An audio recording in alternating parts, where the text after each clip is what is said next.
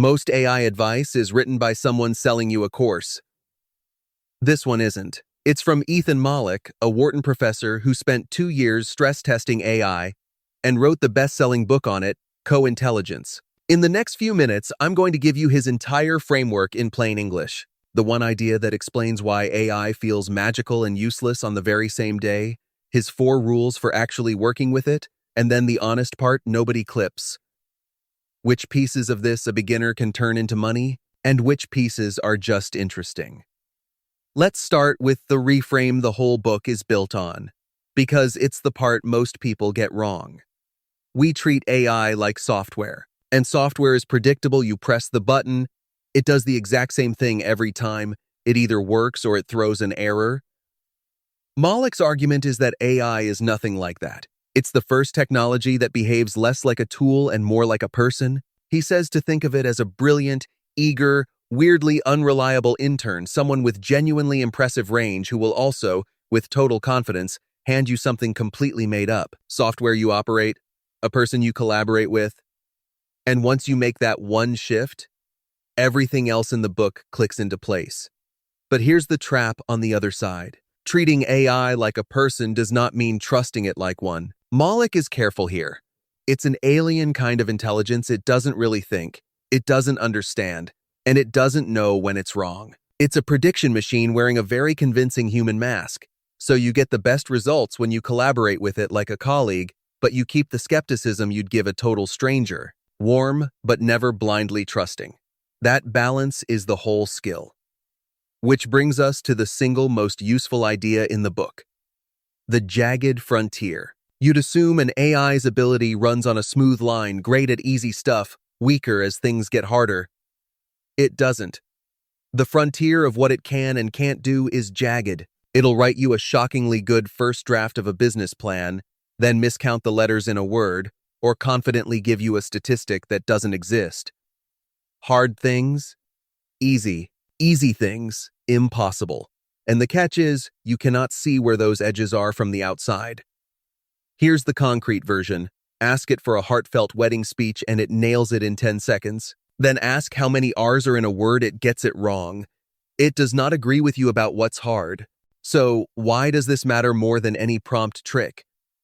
Because the only way to learn the shape of that frontier for your work, your tasks, is to use the thing constantly and map it yourself. Nobody can hand you that map because it's different for every job.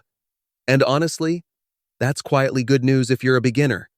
Nobody is 10 years ahead of you here. The people who look like experts have just logged more hours mapping their frontier than you have. That's a gap you close with reps, not a degree. And this is where most beginners quietly quit. They try AI once, on a task that happens to sit on the wrong side of that jagged edge. They get a confident wrong answer, and they conclude the whole thing is useless. It isn't. They just hit one jagged edge and stopped mapping, which is exactly what Mollick's first rule is designed to prevent. Rule 1. Always invite AI to the table. Use it for everything you legally and ethically can, even the tasks you're sure it'll fail at. Not because it'll succeed at all of them, but because that's the only way you discover where it's genuinely brilliant versus where it falls on its face. You're mapping your own jagged frontier by hand, and the payoff for a beginner specifically. Do this for a couple of weeks, and you'll find the 2 or 3 tasks where AI makes you dramatically faster. That's your unfair advantage, and you can only find it by inviting it to everything. Rule 2. Be the human in the loop. This is the guardrail, and it's the one the hype skips. Because AI hallucinates, it invents facts, fake sources, and wrong numbers, and it does it in the same confident voice it uses when it's right. So you are the fact checker. You are the taste. You are the one accountable for what goes out the door. Never ship something you can't personally stand behind. And here's the honest part that follows. It's the reason fully passive, hands-off AI income is mostly a fantasy. The loop is you. The judgment is you. That's real work, and anybody promising to remove you from the loop is really just promising to remove the quality. Rule 3. Treat AI like a person, but tell it what kind of person it is. On its own, The model has no default personality, so if you don't give it a role, you get bland, committee-written mush. Watch the difference. Prompt 1. Help me with this email, you get generic corporate filler. Prompt 2.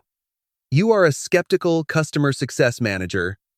Rewrite this to sound calm, confident, and human. Same model, same 10 seconds, completely different result. For a beginner, that one habit is about 80% of what people charge you real money to learn as prompt engineering. A clear role beats a clever prompt almost every time, and it costs you nothing. Rule 4. Assume this is the worst AI you will ever use. Whatever model you're using today is the floor, not the ceiling. It is the worst it is ever going to be. Right now.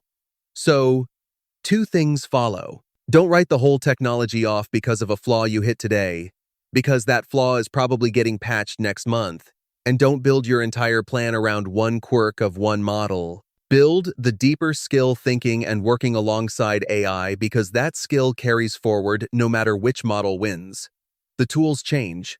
Knowing how to co-work with them compounds. Mollick also describes 2 styles of doing the work, and most people accidentally pick the wrong one: the centaur and the cyborg. A centaur keeps a clean line down the middle. You do the human thinking, then hand AI a discrete, well-defined chunk and take it back. Clear handoffs. A cyborg blends completely AI woven into every step, back and forth, with no clean border. Neither is wrong, but if you're starting out, start as a centaur, with clear handoffs where you can see exactly what the AI did, and grow into the cyborg style as your instinct for that jagged frontier gets sharper. And there's a bigger point buried in all of this. Mollick's research found that AI doesn't just make good workers a little better. It lifts the people who were struggling the most, the furthest. The gap between average and expert narrows. So for you, sitting there feeling behind, that is the entire opportunity. The tool everyone's panicking about is the same tool that quietly hands beginners a shortcut the last generation never had. You just have to actually pick it up and use it. Okay, that's the framework. Now for the honest part. Co-intelligence is a mental model book, not a get-rich plan. It won't hand you a business, so let me build that bridge for you myself. Here's how a beginner turns this into an actual dollar. Step 1. Pick one skill people already pay for: writing, research, simple design, admin. Step 2. Use Rule 1. Invite AI to the table and spend a week finding the exact tasks where it makes you 3 or 4 times faster. Step 3. Use Rule 3. Give it a consistent role so the quality is repeatable, not a fluke. Step 4.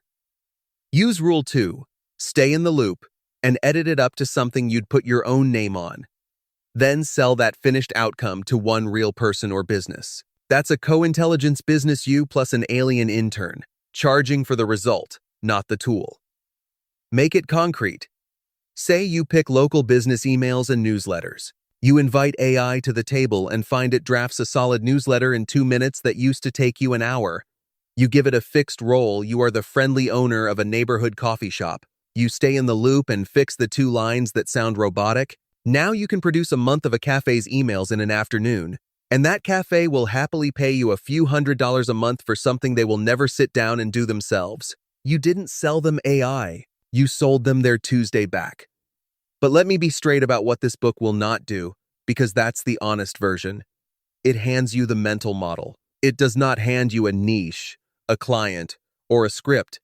It will not tell you, do this and make 5 grand. And genuinely, anyone who promises you that exact number and that certainty is selling you the dream, not the math. What co-intelligence gives you instead is the thing every hustle video quietly skips: how to actually be good with the tool in the first place.